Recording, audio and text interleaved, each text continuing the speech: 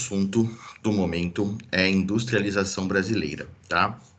Nas nossas últimas duas aulas, a gente estava conversando sobre esse assunto, sobre a industrialização brasileira, certo? E nós estamos fazendo um retrospecto histórico, tá? Só para lembrar vocês onde nós paramos com a matéria. Então, eu comecei falando com vocês que, né, de 1500 até 1808 era proibido ter indústrias no Brasil, por conta de nós termos uma colônia de Portugal e o pacto colonial permitia que somente a colônia enviasse, que somente a metrópole enviasse para a colônia produtos industrializados, produtos manufaturados, né? Então, a gente não poderia ter indústrias aqui no nosso país, tá? E a partir de 1808, com a chegada da família real ao Brasil, esse decreto, né, foi extinto e a partir de então o Brasil poderia ter indústrias, né, com a família real aqui no Brasil. No entanto, pessoal, apesar do fim da proibição, isso não fez com que o Brasil se industrializasse, tá? Por vários motivos, né? Pelo fato da gente estar aí ainda muito ligado ao ciclo do ouro, né? Que estava num processo aí de grande desenvolvimento, né, no começo do século XIX, e também pelo fato de nós termos grandes acordos comerciais com a Inglaterra, o que fez com que a gente privilegiasse os produtos industrializados ingleses, e isso acabou, né, ajudando a não ter indústrias no Brasil. Então, né, não foi um momento que surgiu as indústrias do nosso país. Depois, em 1822, o Brasil fica independente, né? As indústrias continuam, né, ainda não sendo proibidas no Brasil, mas também não são desenvolvidas aqui no nosso país. Apesar do Brasil ser independente, nós ficamos aí com a dívida de Portugal com a Inglaterra, por conta do processo de independência, como vocês já sabem, né? E a partir disso, o que acontece, então? Nós continuamos com generosos acordos comerciais com os ingleses, o que novamente favorecia a entrada de produtos industrializados no Brasil, vindos de fora, e não favorecia o desenvolvimento das indústrias brasileiras. A partir, né, de 1840, 1850, na época era Dom Pedro II que governava o Brasil, começou-se a fazer um estímulo ao desenvolvimento industrial, uma vez que, né, as grandes potências do mundo já estavam industrializadas. Começou-se, então, né, a fazer um pequeno estímulo ao desenvolvimento das indústrias, mas o Brasil tinha muita mão de obra escrava, ou seja, que não recebia salário, né? Então faltava mão de obra para as indústrias, né? Faltava mercado consumidor, porque escravo não tem salário, como que escravo compra? Faltava mercado consumidor e faltava também a geração de energia, pessoal, porque o carvão que na época movia as indústrias, o carvão brasileiro, ele é até hoje um carvão de baixa qualidade e não é encontrado em grandes quantidades. As maiores reservas carboníferas do Brasil estão na região sul, só para lembrar vocês.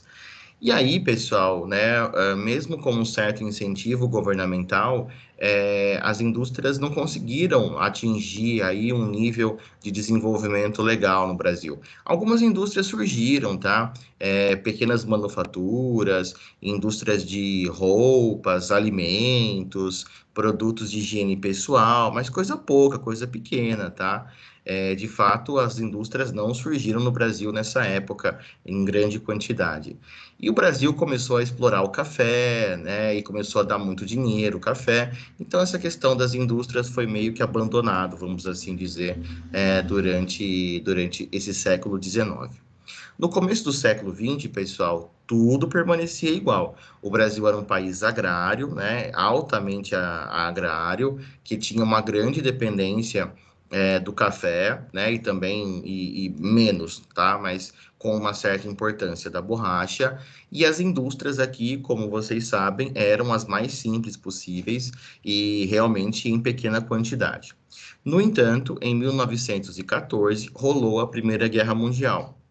que durou de 1914 até 1918. E a Primeira Guerra Mundial, pessoal, ela foi marcante justamente pelo fato do Brasil não ter participado da Primeira Guerra Mundial, né? Nós praticamente não tivemos participação nenhuma. O Brasil realmente ficou bem de fora da Primeira Guerra Mundial. Da segunda, sim, nós participamos, né? Mas da primeira a gente teve uma participação quase que nula. Mandamos muitas enfermeiras, né? Mandamos algumas enfermeiras para o combate e também fizemos uma batalha contra golfinhos, né? Que não dá muito mérito na nossa vida, mas beleza. E a grande sacada que envolve a Primeira Guerra Mundial, pessoal, é que nesse processo, né, que o Brasil vivia de um país majoritariamente agrário, né, de um país majoritariamente agrícola, dentro desse conceito de Primeira Guerra Mundial, os nossos produtos industrializados vinham da Europa e dos Estados Unidos, principalmente da Europa Ocidental, né? A Ásia ainda era uma região agrícola, tá? Então a Ásia não era essa potência industrial que é hoje, com China, Japão, tá? Então a Ásia eram áreas agrícolas ainda. E aí, os nossos produtos industrializados vinham da Europa e dos Estados Unidos. Conforme a guerra foi se desenrolando, pessoal, as indústrias europeias e as indústrias americanas mudaram, né, a fabricação daquilo que elas faziam para uma indústria militar, uma indústria bélica, uma indústria de guerra. Tá? Então, por exemplo, aquela fábrica que fazia calçados começou a fazer coturnos e botas para soldados. Aquela fábrica que fazia roupas começou a fazer agora uniformes para soldados. As fábricas que faziam ferramentas, que faziam peças de metal, começaram agora a montar armas, munição. Então, aquela indústria que tinha um desenvolvimento normal inclusive, abastecia, né, o mercado interno brasileiro, essa indústria de fora, ela começou a se voltar para a guerra. E com isso, o Brasil não teve outra atitude a não ser fazer o quê? Pegar, né, o governo pegar e estimular o surgimento das indústrias no Brasil, para pelo menos abastecer o nosso mercado interno. E grana, pessoal, o Brasil tinha na época, tá? Porque o café deu muito dinheiro ao Brasil. Então, grana a gente tinha, beleza? Então, esse processo, pessoal, onde o governo brasileiro estimulou mesmo, né, agora de verdade, realmente, o surgimento das indústrias no Brasil, é conhecido como substituição das importações. Tá? Substituição das importações. Esse é o nome do processo. É quando realmente o governo brasileiro começa a investir de verdade, né, no surgimento das indústrias para abastecimento do mercado interno. Então, na verdade, as nossas indústrias surgem meio que na cagada, né? Precisou ter aí uma guerra mundial para que o governo fizesse, então, os investimentos para realmente surgir as indústrias no Brasil, né? Não é ainda um grande desenvolvimento industrial, beleza? Mas agora a gente pode dizer, afirmar que realmente estão surgindo muitas indústrias no Brasil. São indústrias simples, tá? Indústrias de roupas, calçados, alimentos, higiene pessoal, produtos de limpeza. São indústrias muito simples, mas que já são numa quantidade razoável para a gente dizer que finalmente o Brasil tem aí iniciado o seu processo de industrialização. Então, a Primeira Guerra Mundial, pessoal, ela é marcante para o surgimento das indústrias no Brasil, tá? A gente tem aí essa característica marcante da Primeira Guerra Mundial. O nome do processo, só para grifar bem, substituição das importações, beleza? E aí, pessoal, a Primeira Guerra Mundial durou de 1914 a 1918, né? E em 4 anos que o conflito se desenvolveu, não deu tempo de surgir muitas indústrias no Brasil. Claro, surgiram várias, óbvio, tá? Mas não deu tempo de surgir uma porrada de indústrias no Brasil. Isso por quê? Porque, né, dentro desses 4 anos, no começo do século XIX, não era tão simples assim para você construir uma indústria. A gente pode dizer que sim, houve o primeiro surto de industrialização no Brasil, mas não deu tempo do Brasil se tornar um país industrializado. E por que eu estou falando para vocês isso? Porque depois que acabou a Primeira Guerra Mundial, em 1918, os países, né, tanto a Europa quanto os Estados Unidos, eles voltaram às suas indústrias para fazer os produtos normais, né? Eles mudaram novamente o perfil da indústria, que tinha se tornado uma indústria bélica, uma indústria militar, ela se tornou de novo uma indústria normal. E eles continuaram a produzir os produtos industrializados e continuaram a vender para o mundo. E aí, pessoal, as indústrias brasileiras, elas tiveram um grande problema, porque elas voltaram a enfrentar a concorrência dos produtos industrializados que vinham de fora, que eram produtos de uma qualidade superior, com um preço mais baixo, porque esses países eram altamente industrializados, então eles tinham uma facilidade muito grande para fazer os produtos industrializados. E como a nossa indústria estava ainda no começo, estava capengando bastante ainda, nós não conseguíamos brigar de igual para igual com esses países desenvolvidos.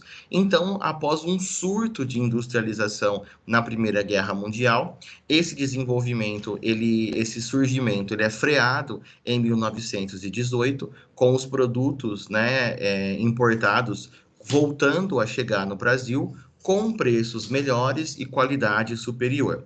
No entanto, pessoal, apesar desse ter sido apenas um primeiro surto, né, de desenvolvimento industrial e não ter tido uma grande continuidade, a gente teve aí, né, nesse momento, algo marcante, porque o Brasil realmente começou a fazer o seu processo de industrialização. O Brasil realmente iniciou o seu processo de industrialização. Então, é realmente um período muito importante, porque mesmo que o Brasil não tenha deslanchado como um país industrial, o processo começou. Por isso que ele foi tão importante. A pergunta do Luca. Por que o governo não aumentava os impostos para as pessoas comprarem os produtos locais? Muito boa sua pergunta, Luca. Na verdade, quando o governo faz isso, Luca, isso chama-se protecionismo, tá? Que é quando o governo protege, né, a sua produção interna para que ela fique muito competitiva, tá? No caso do Brasil, o governo brasileiro não estava muito preocupado em gastar dinheiro com as indústrias, tá? Ele fez ali esse investimento durante a Primeira Guerra Mundial para realmente abastecer o mercado interno, tá? Esse era o intuito. Após o fim da Primeira Guerra Mundial, o governo começou a fazer aqui, continuou fazendo aquilo que ele fazia antes da Primeira Guerra Mundial, que era investir em café, café, café, café e café. Ele não via, né, a indústria como sendo algo para realmente ter grandes investimentos. Um erro, né, um erro gigantesco, um erro absurdo, você pensar, por exemplo, nessas políticas públicas do investimento massivo na produção cafeeira, esquecendo as indústrias, né? Então, o governo acreditava que os investimentos deveriam ser concentrados na produção cafeeira e a partir do ponto que os outros países produziam produtos industrializados, nós temos grana para comprar, então a gente não precisa desenvolver as indústrias aqui. Um puta erro, né? Realmente uma visão bem quadrada, mas é até compreensível para a época, tá, pessoal? É até compreensível, porque a quantidade de dinheiro que o café deu para o Brasil é uma coisa absurda, absurda. Nenhum ciclo econômico foi tão rico para o Brasil quanto o café. Eu estou desconsiderando o ouro, porque o Brasil era colônia, né? Então, né, a grana não ficou aqui no Brasil. Enquanto o país, né, independente, o café realmente foi o ciclo econômico que mais deu dinheiro ao Brasil. Então é até compreensível, tá? Mas não é justificável, obviamente, né? Você poderia investir em café e também em indústria. Mas mentalidade pequena da época, talvez até dos dias de hoje, e o Brasil se concentrou aí então na produção cafeeira, tá? O tempo passou, pessoal, o tempo passou e aí vem uma data que vocês não podem esquecer. Eu estou falando de 1929. 1929. Parece que eles tinham preguiça em ganhar dinheiro. Pois é, né, Luca? Era tão certeza que o café dava dinheiro, né? Era tanta certeza que o café realmente ia dar uma grana grande ao Brasil que, né, não tiveram aí a visão de investir em outras coisas, infelizmente. Pessoal, 1929 é a data para vocês se lembrarem e é a data base da aula de hoje. O que aconteceu em 1929? Nós tivemos ali a maior crise econômica da história dos Estados Unidos, e 1929 é conhecido como o ano da quebra da Bolsa de Nova York, tá? A quebra da Bolsa de Nova York, a grande crise, a grande depressão de 1929. Eu não vou entrar no mérito com vocês, pessoal, do que aconteceu em 1929, do porquê teve essa grande crise econômica, do motivo dessa crise econômica gigantesca, porque isso é um papo para a história, tá? E se vocês não tiveram ainda essa aula sobre a crise de 29, vocês ainda terão, tá? E então deixo a explicação histórica, né, para professor de história, que com certeza fará uma abordagem muito mais completa com vocês. Mas, né, para não ficar sem nenhum sentido a aula de hoje, né, tá? Crise econômica nos Estados Unidos. Por quê? Ah, porque o Bruno falou. Não, né? A crise econômica foi, a base dela foi porque os Estados Unidos tinham uma superprodução industrial, não tinha para quem vender tanta produção industrial, né? Eles acabaram aí fazendo uma super industrialização, porque na Primeira Guerra Mundial os americanos também eles tiveram uma participação na Europa, né? Então o território dos Estados Unidos não foi atacado, eles não tiveram baixas no seu território, as tropas foram brigar na Europa e eles ganharam muito dinheiro com a indústria bélica, né? Muito dinheiro vendendo armas, né, para o conflito e armando também o seu próprio exército, é óbvio, né? Então, os Estados Unidos passaram por uma super industrialização durante e pós Primeira Guerra Mundial, só que chegou uma hora que as indústrias produziam, não tinham para quem vender, entrou numa crise econômica muito grande os Estados Unidos, com a produção gigantesca, sem mercado consumidor, e isso acabou ocasionando a desvalorização dessas empresas e levou então à quebra da Bolsa de Nova York, tá? Bem superficialmente foi isso que aconteceu, mas fiquem tranquilos que o foco aqui não é os motivos da crise, mas sim como a crise afetou o Brasil. Aí, novamente, vocês podem pensar assim: nossa, Bruno, o que tem a ver a crise econômica dos Estados Unidos, a quebra da Bolsa de Nova York, com a industrialização brasileira? Você está viajando, não tem nada a ver uma coisa com a outra. Crise nos Estados Unidos, os americanos nem tinham indústria aqui no Brasil, é verdade, né? Então, será que não tem nada a ver? Tem. E, na verdade, tem tudo a ver, tá? Tudo a ver, pessoal. A crise de 29 está diretamente ligada com a industrialização brasileira, por incrível que pareça. Primeira coisa que você precisa entender, pessoal, antes de mais nada, é que o maior comprador de café do Brasil eram os Estados Unidos, tá? Quase metade da produção cafeeira que o Brasil tinha ia direto para os Estados Unidos. Não sei se, né, para quem, caso alguém já tenha ido para os Estados Unidos, já deve ter percebido que o consumo de café deles é assustador. Eles consomem muito mais café que o Brasil, por exemplo. É que o café deles é tipo um chá, né? É bem fraquinho, eles tomam o dia inteiro. Quantos filmes, séries você já assistiu que as pessoas estão ali mexendo numa cafeteira, tomando um café, ou saindo de uma cafeteria, né? Sei lá, né, saindo ali de um local onde onde a personagem pega um café e vai andando e tomando no metrô e tal, não sei o quê. Então, a vida, né, do americano tem aí o café como sendo a sua bebida principal, vamos assim dizer. Então, quase metade da produção de café do Brasil, pessoal, ia direto para os Estados Unidos. Eles chegavam aqui no interior de São Paulo e compravam a produção cafeeira fechada, entendeu? Chegavam nas fazendas do interior de São Paulo e falavam: Meu, você vai produzir quanto de café esse ano? 100 mil sacas. É meu, comprava tudo, entendeu? E o Brasil realmente ganhou muita grana com o café, ele deu muito dinheiro ao Brasil, tanto é que a Bolsa do Café, que é tipo uma bolsa de valores do café, pessoal, ficava no Brasil, tá? Era aqui no Brasil que a gente regia o preço do café vendido no mundo inteiro. Esse prédio existe até hoje na cidade de Santos, a Bolsa do Café, é um prédio muito bonito, por sinal. Se um dia vocês forem para Santos, compensa dar um rolê ali. Ele é tipo um museu hoje, muito interessante a conhecer aí, né, a Bolsa do Café, muito legal.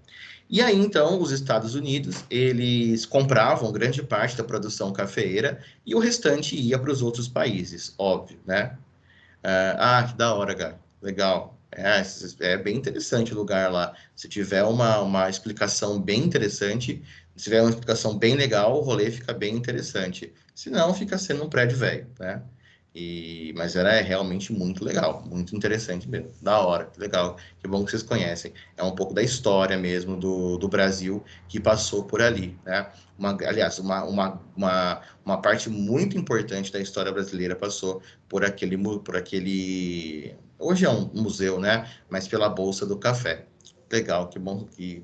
Legal, vocês têm conhecimento do que eu estou falando, né? Vocês sabem do lugar. Bom, aí, pessoal, o que acontece? Então, os americanos compravam a maior parte da produção cafeira do Brasil, né? Conforme eu estou falando para vocês, e essa produção, o restante, ia para os outros países do mundo, mas os americanos eram o nosso maior comprador. Aí, pessoal, é que as coisas começam a fazer sentido. Em 1929, os Estados Unidos passaram então pela sua pior crise econômica. A Bolsa de Nova York quebrou.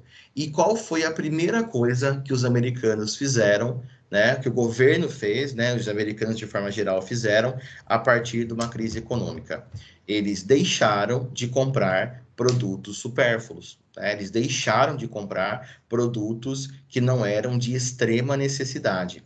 E, é claro, a gente tem que pensar que, por causa dessa crise econômica, muitas pessoas ficaram desempregadas, muitas empresas faliram, né? Então, realmente, o mercado consumidor de café, ele ficou extremamente restrito, ele ficou muito fechado, e os americanos realmente fizeram aí, passaram aí por essa crise econômica absurda, e aí, pessoal, já deu para você entender qual é a relação com o café, né? Com o nosso maior comprador entrando numa crise econômica fodida, o que aconteceu com o café do Brasil? Ele deixou de ser vendido, tá? Ele deixou de ser vendido. E como a economia mundial, no começo do século XX, girava em torno dos Estados Unidos, já girava em torno dos Estados Unidos, com uma crise nos Estados Unidos, o mundo todo foi afetado. E isso fez com que a venda de café brasileiro despencasse no mundo inteiro, por conta dessa crise econômica. Então, vocês imaginam que em 1929, o Brasil produzia café como se não houvesse amanhã, era café, café, café, café, café, café, café, café. A minha avó conta, né, que ela morava numa fazenda, lógico, não era dela a fazenda, né? Ela era colona ali na fazenda, que produzia café e o vaso da entrada da casinha dela era um pé de café, entendeu? Então, tipo assim, meu, era café, café e café, tá? E de repente, do dia para a noite, vem uma crise econômica absurda que varre o mundo, que é a quebra da Bolsa de Nova York. E aí, então, o que que acontece, pessoal? O Brasil simplesmente vê um golpe duríssimo na sua economia, onde o seu principal produto de exportação deixou de ser vendido para o seu maior comprador, que é os Estados Unidos, que as produções, que a venda caiu muito, e para o mundo inteiro a venda também cai, porque essa crise econômica dos Estados Unidos afetou o mundo de forma geral.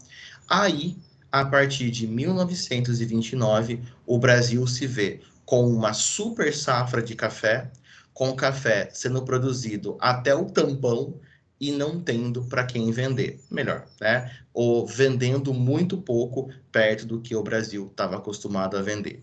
Aí, pessoal, nós mergulhamos numa crise absurda aqui no Brasil. Absurda. Uma crise absurda. Porque a gente simplesmente dependia, a nossa economia dependia quase que exclusivamente do café, e o nosso principal produto de exportação deixou de ser comprado em grandes quantidades. Nossas exportações despencaram. 1930 foi um ano muito conturbado no Brasil, muito conturbado.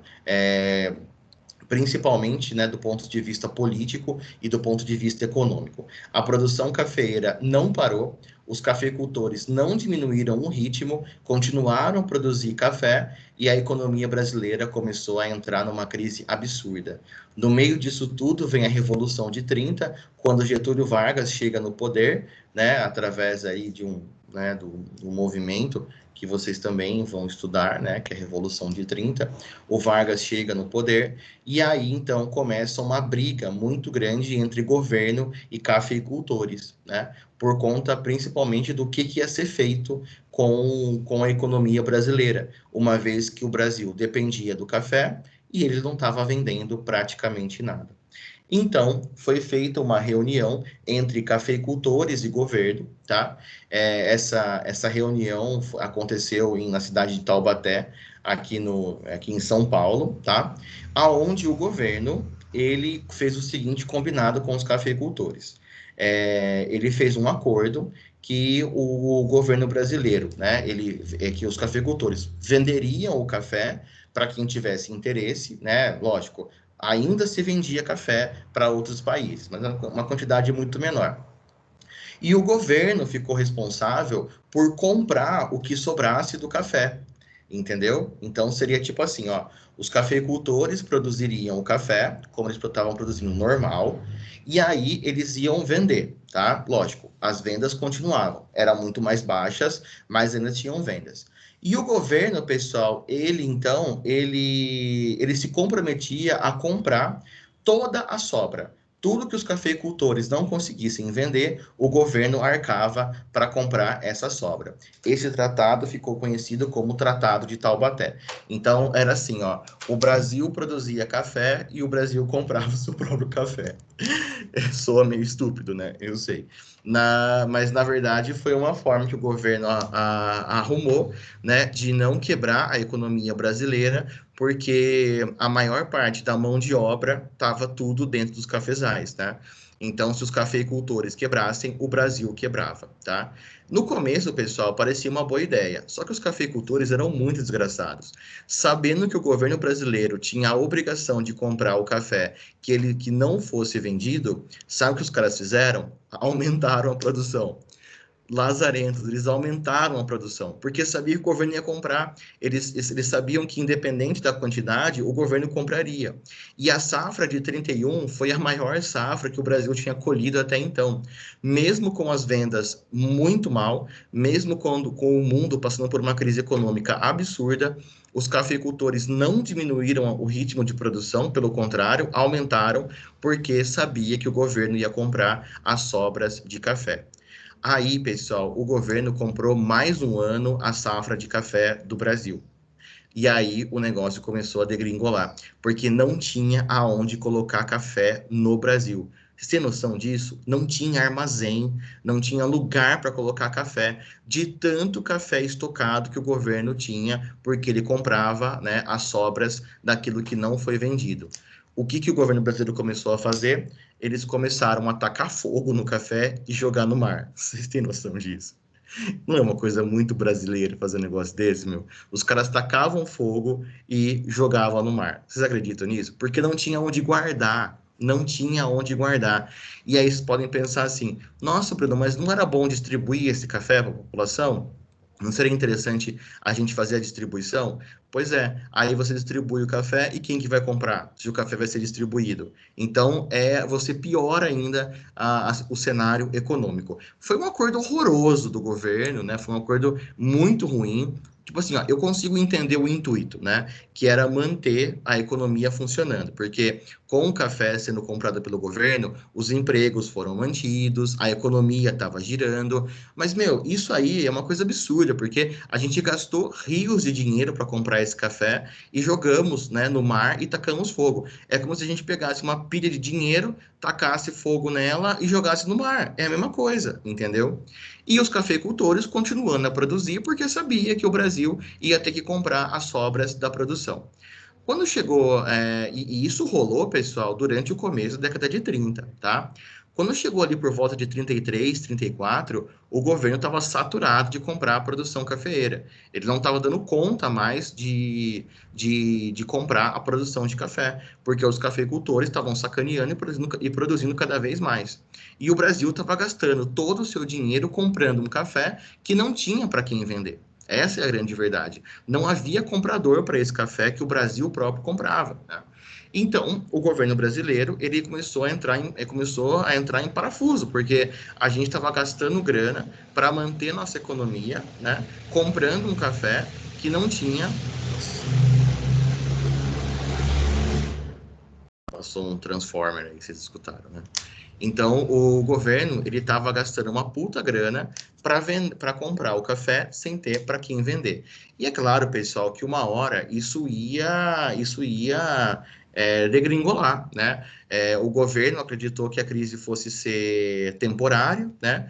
Que não fosse ser uma crise econômica muito forte, né? Que fosse ser uma crise econômica que o mundo se recuperaria rapidamente. Então ele pensou assim, ó, eu vou comprar café, né? Uma, duas safras, mas depois o mundo volta ao normal e o Brasil continua a vender café para o mundo inteiro.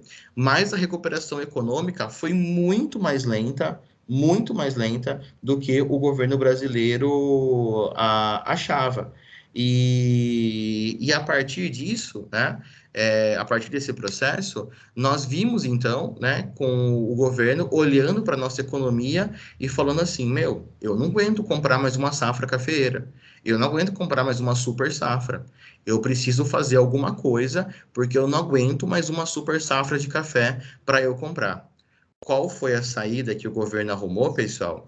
Ele olhou, né, para o Brasil, viu que o Brasil era um país altamente, né, altamente dependente da cafeicultura, olhou para o cenário externo e viu que a galera não estava comprando café, né, porque o mundo estava passando por uma crise econômica muito grande, só que ele percebia que tinham algumas coisas que continuavam a ser compradas e vendidas, mesmo durante uma crise econômica. Sabe o que que era? Produto industrializado. Produtos industrializados. Mesmo com essa crise econômica, as indústrias, né, lógico, diminuiu a produção, né, teve crise econômica, mas os produtos industrializados continuavam a circular pelo planeta. Qual foi a sacada do governo, então? A sacada do governo com Getúlio Vargas, tá? O governo, então, ele se viu de olho numa última estratégia para tentar salvar a economia brasileira. Sabe o que o governo fez, pessoal? O governo investiu em indústrias. Em indústrias. Ele rompe o Tratado de Taubaté, tá? Rompe o Tratado de Taubaté e começa a investir em indústrias, tá certo? Essa foi a saída que o governo brasileiro arrumou para conseguir melhorar a sua economia. Ele fez, então, fortes investimentos no setor industrial. E é justamente por isso, pessoal, que a crise de 29, a partir da crise de 29, né, ela marca um início, tá? Aliás, uma continuação do processo de industrialização brasileira, porque foi por causa da crise de 29 que as indústrias vão se desenvolver no Brasil. É por causa da crise de 29 que o governo brasileiro vai ser obrigado a investir em indústrias se ele quisesse salvar a sua economia. E sabe quais são as indústrias que o governo vai investir, pessoal? O governo vai investir nas indústrias estatais, tá? Nas indústrias estatais, que são aquelas indústrias que pertencem ao próprio governo. Porque como o Brasil era um país agrário, né? Como o Brasil era um país extremamente agrário, ele não era um país de industriais, né? Porque a nossa economia flutuava no campo. Lógico, tinha indústria no Brasil, mas era muito pouco. Então, o governo percebeu que não adiantava, por exemplo, só estimular a abertura de indústrias, né? Só o governo falar para o povo, gente, vamos abrir indústria. Ele percebeu que o momento era outro. Precisava o governo abrir indústrias para estimular o desenvolvimento da industrialização. Então, o que o governo vai fazer, pessoal? Ele vai abrir várias estatais, várias indústrias de base. Indústria de base, pessoal, para quem não sabe, são as indústrias que servem de base para outras indústrias. Então, por exemplo, uma indústria de base é uma siderúrgica, porque a siderúrgica produz chapas de metal, aí essa chapa de metal vira fogão, vira geladeira, vira micro-ondas, vira partes de carro, entendeu? Então, a indústria de base é a indústria que serve de base para outras indústrias. E foi essa sacada do governo, né, de investir no desenvolvimento das estatais como indústrias de base que salvou a economia do Brasil, pessoal. Então, deixa eu ver o que o Diogo falou. Poderia falar que teve uma intensificação do desenvolvimento das indústrias? Com certeza, Diogo. A gente pode falar, cara, sem sombra de dúvidas, que a Primeira Guerra Mundial, ela fez surgir as indústrias no Brasil, e a gente pode falar que a crise de 29 desenvolveu as indústrias no Brasil, porque essa foi a sacada que o governo teve depois de passar por o Tratado de Taubaté horroroso, né, aonde o governo brasileiro se viu preso, né, a uma compra de café de forma obrigatória. Então, o que sobrou para ser feito, né? O Brasil, então, agora vai investir pesado nas indústrias, indústrias de base e indústrias estatais. Então, a gente pode falar, pessoal, que o desenvolvimento da industrialização brasileira aconteceu por causa da crise de 1929.